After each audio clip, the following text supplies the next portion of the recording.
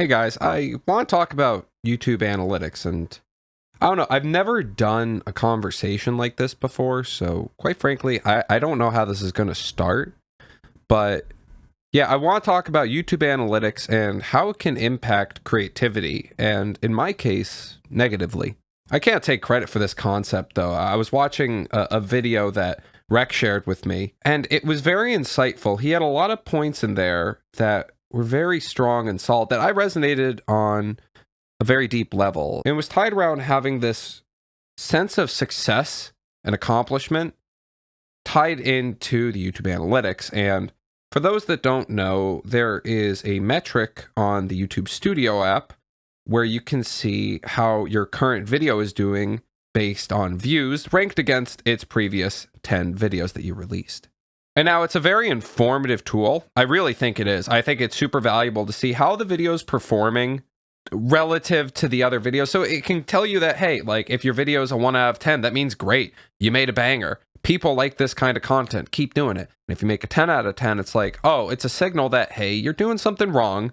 The audience isn't responding to this as well in terms of the masses. So, you know, take note of this and try to make improvements how you can. But the problem comes when you have this emotional attachment to that number and this dopamine effect that you get when you see the green arrows that say, oh my God, the channel's on a high, it's on and up, and when you get those gray down arrows, you're like, oh my God, channel's dying, blah, blah, blah, blah, blah. And Rex shared a lot of these in his thoughts, and I was so surprised that he, as well as a bunch of other people, are also having the same trouble. And I honestly thought I was alone. I was having a conversation with my girlfriend for like a while talking about this, and I got really bummed out because my creativity, oh, I'm like stumbling over my words here because this is so new to me, but basically I've got 2 videos right now in the works, and the footage I think is kind of banger. I think it could be for a really good video, something I'm really passionate about and excited about. And when she was talking about, oh my God, that's going to be awesome. Like, yeah, that's going to be a banger video. I'm like, yeah, at that point, I just kind of like crumbled and my positivity just hit the drain, I guess. At the moment, I didn't really know why. And to be honest, I don't think I quite frankly understand why why I got so bummed when she said it. But I think it came down to an expectation where I need to be pushing out videos that are going to be better and better than the ones previously. And the way I rank that in my head, the way I rank success is by views. So if video A gets 2 million views and the following video gets 2.5 million, I'm like, great, that's a success. And if the video after that gets 1 million, I'm like, uh-oh. Things aren't looking good for old Chiefy Poo. And I'm like, I get in my head and I start to get frustrated and I'm trying to overanalyze things and I get sort of like into a paralysis state where I'm just sitting there at the editing screen thinking about all of the different avenues that I could be taking. And I think at a certain point, and it's a very slow climb, but I ended up just kind of losing the creativity and the passion during the edit and during constructing the video, and the love starts to disappear.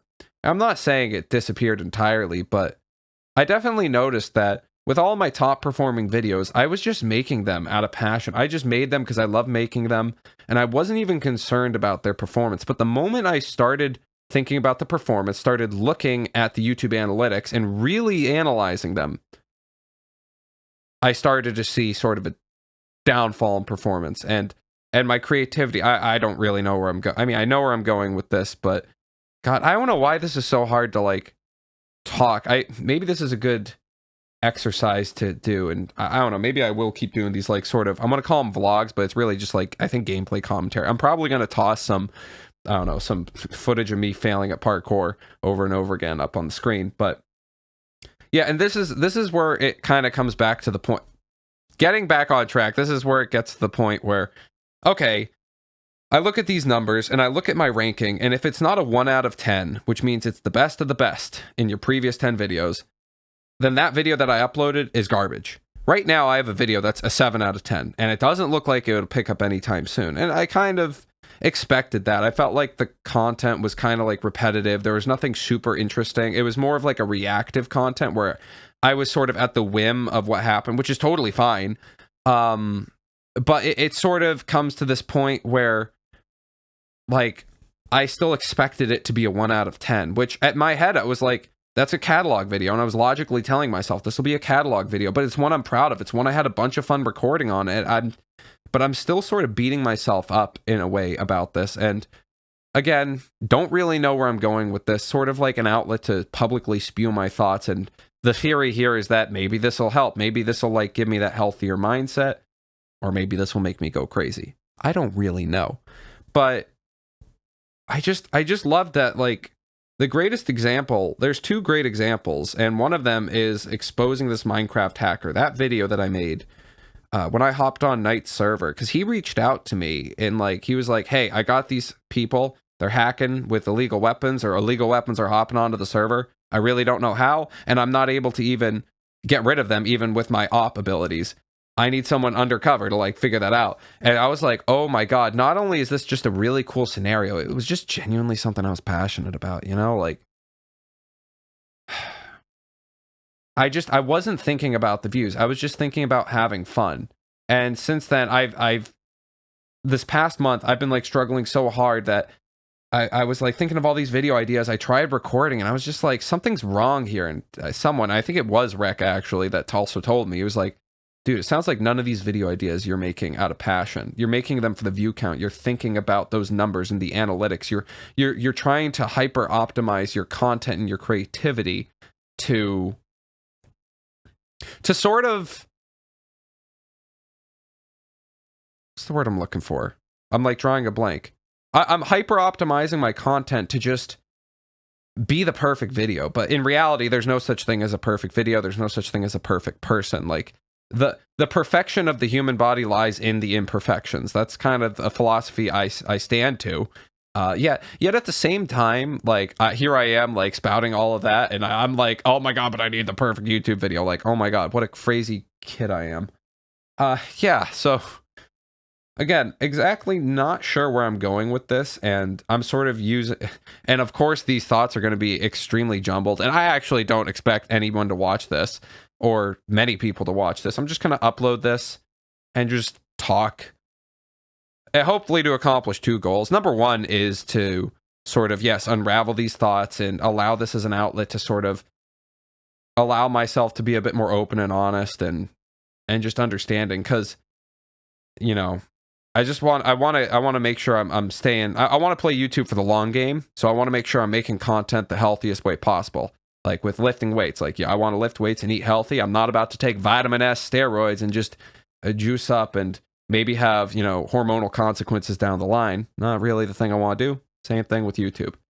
But then the second thing I want to gain from it is just being able to talk and have live commentary a bit higher quality. I want to improve that skill. I feel like it's a skill I'm lacking when it comes to YouTube. And my hope is just kind of having a conversation to literally nobody right now. Awkward. We'll hopefully improve that.